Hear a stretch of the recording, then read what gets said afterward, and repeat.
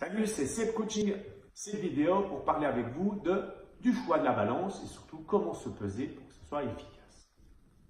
Alors, d'abord, par rapport au choix de la balance, prenez une balance simple avec un chiffre digital. Ne vous aventurez pas dans des balances onéreuses avec des compositions de masse graisseuse, de taux hydrique, de masse musculaire. On appelle ça des balances impédance-métrie. Petit circuit électrique qui va traverser le corps. Comme la graisse et les autres tissus ne sont pas avec la même résistance, et on va pouvoir calculer cette masse graisseuse, le taux hydrique et la masse musculaire. Alors, ces balances, c'est un petit peu hasardeux, c'est pas vraiment précis, donc choisissez une balance avec un chiffre. Faites appel à des calculs pour calculer plus facilement et plus précisément votre composition corporelle, ce que je fais dans mes consultations.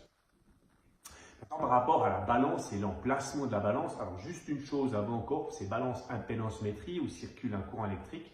Imaginez que vous avez les pieds sur les capteurs et que ça va mesurer globalement que la graisse qui est à partir du bas du corps et ça ne va pas monter jusqu'en haut. Du coup, ce n'est pas très précis. Si on prend une balance impédance-métrie, il faut prendre ces balances où on va prendre encore une poignée supplémentaire et qui va faire circuler le courant en haut comme en bas. Et ça, c'est plus précis. Et souvent, les simples capteurs sous les pieds, ça va mesurer la graisse, être efficace et précis à partir du bas du corps. Après, c'est fichu, donc vous voyez, il y a une différence. Le haut et le bas, ça fait une moyenne, mais si on est vraiment fort ou forte à partir du bas du corps, ce n'est pas la balance qu'il va falloir choisir pour nous. Maintenant, faites attention aux personnes enceintes, les femmes enceintes et puis les personnes qui ont des pacemakers, ne vous aventurez pas et ne montez pas sur ce genre de balance avec un courant électrique. Ce n'est pas recommandé. Prenez une balance normale, une balance à chiffre digital. Maintenant, par rapport à l'emplacement, c'est revenu souvent dans les consultations, comment je me pèse, etc. Donc voilà, quand je pèse les personnes en direct, je le fais moi-même. Sinon, je leur donne des recommandations. Donc, mettez cette balance à plat, sur un carrelage qui est vraiment plat, et mettez les petits capteurs qu'il y a sous la balance, il y a 4 petits capteurs, mettez cette balance entre les joints de carrelage. Et veillez que lorsque vous faites aller votre balance gauche-droite, elle soit bien à plat. Et faites en fait votre mesure toujours au même endroit. Pas une fois dans le salon, une fois à la salle de bain, voilà. Même place, même endroit, entre les joints de carrelage, sur un carrelage, mais normalement plat. Ensuite, par rapport à la pesée, vérifiez en fait, ne pesez pas tous les jours, pesez-vous globalement une fois par semaine et choisissez un jour.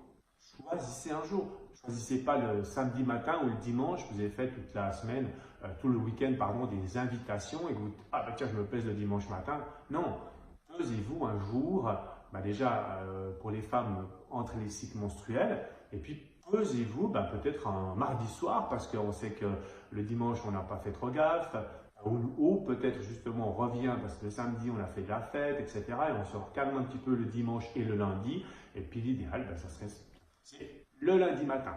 Alors je sais que pour les personnes qui font un petit peu de rétention d'eau, préfèrent vous peser dans la deuxième partie de la matinée, mais pourquoi pas, avant le repas de midi, pour les personnes qui sont à la maison, pesez-vous en fin de matinée pour pas avoir forcément, oui cette eau en plus, cette rétention d'eau qui va partir forcément dans la matinée, en tout cas dans la journée.